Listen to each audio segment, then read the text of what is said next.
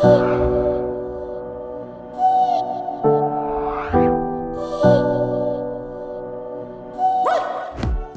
v avtodomu so seveda krasno doživetje, a vsi vozniki, ki večino časa preživite za volanom osebnih avtomobilov, čeprav z vozniško kategorijo B lahko vozite tudi tako hišo na kolesih, se morate zavedati treh stvari.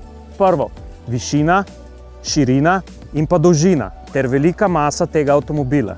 Avtodom je treba voziti precej drugače kot osebni avtomobil. Zato smo danes tukaj, v AMZS centru varne vožnje na Vranskem, da bomo z izkušenim inštruktorjem preverili, na kaj vse mora biti pozoren voznik avtodoma.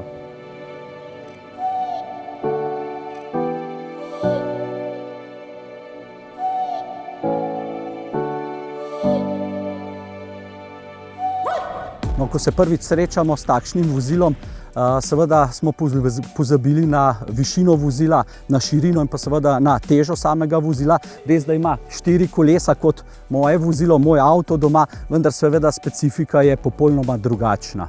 Najpogostejša napaka je, ker na počitnice želimo odpeljati vse, ne samo družino, ampak ves tovor, ki ga imamo doma. In tovor predstavlja po eni strani nam seveda neko udobje, po drugi strani pa na cesti lahko predstavlja veliko nevarnost. V avtodomu imamo najrazličnejše odlagalna mesta. Zelo pomembno je, da je ta tovor pravilno naložen, da ga razporedimo. Predvsem je treba paziti, da so težji predmeti spodaj, lažji predmeti so zgoraj. Naj nas ne zavede zadnjo odlagalno mesto, ki je zelo veliko. Pri vseh vozilih pa je seveda tudi omejeno, s kakšno težo lahko obtežimo ta zadnji del. Tu je potrebno izpostaviti, da je vozilo težje, kar pomeni, da bo imel daljšo zavorno pot, vpliv tovora na same manevre reševanja. Pri tem je pa treba biti tudi pozoren na samo širino vozila, kako se postavljamo oziroma kako vozimo po sami cesti. Pri tem je treba upoštevati, da zavore čim manj obremenjujemo, da poskušamo zavirati z motorjem, vse pa je potrebno storiti na vrhu. Ko se enkrat spustimo v sredini, ne moremo več popolnoma nič storiti. Zavore lahko zelo hitro pregrejemo. Vozilo je lahko novo, vendar se nam to vseeno zgodi.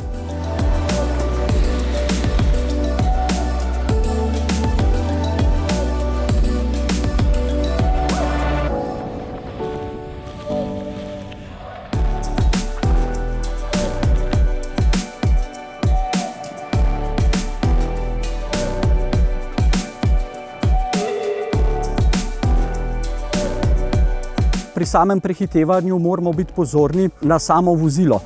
Kljub zmogljivim motorjem še vedno je treba poznati njegove zmožnosti. Višina vozila in pa širina ter dolžina. Vse to vpliva na to, da pravočasno pričnemo s prehitevanjem in seveda se tudi pravočasno vračamo nazaj. Na samo prehitevanje pa seveda lahko vpliva tudi bočen veter oziroma vpliv višine vozila. To nas seveda ne sme presenetiti.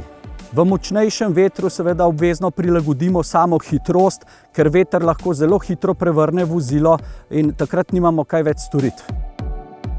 Pred vstopom v ovinek je ključno, da vsak voznik mora prilagoditi hitrost vozilu, ki je seveda nekoliko specifično.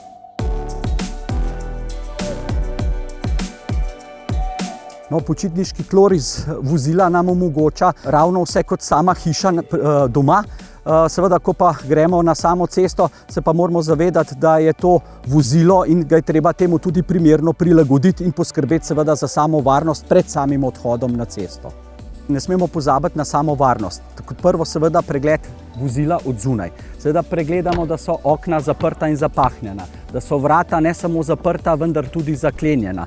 Pogledamo, ali je vse pospravljeno okrog vozila. Potem seveda gremo v notranjost, kjer preverimo, ali so vratca zaprta, so kuhinjski oziroma so krožniki, kozarci pospravljeni. V notranjosti poskrbimo, da so vsi predmeti pospravljeni in ravno tako zapremo in zaklenemo vsa vratca. Vsi ti predmeti, kot so kozarci, krožniki, težji oziroma stekleni, predstavljajo veliko nevarnost v primeru že zaviranja v sili, kaj šele prometne nesreče oziroma trka.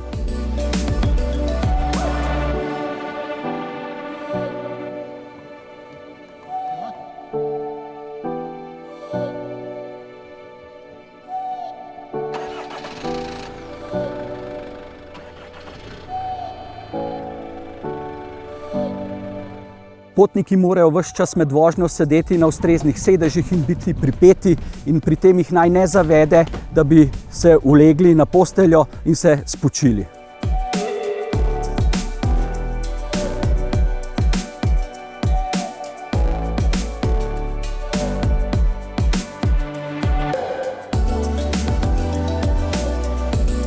Višina vozila močno vpliva na to, kje se lahko sploh vozimo. Treba je dobro opazovati cesto. Gremo na počitnice in smo vedno preveč sproščeni in lahko zelo hitro spregledamo prometni znak, ki označuje samo višino, in zaradi tega se naše počitnice lahko zelo hitro zaključijo.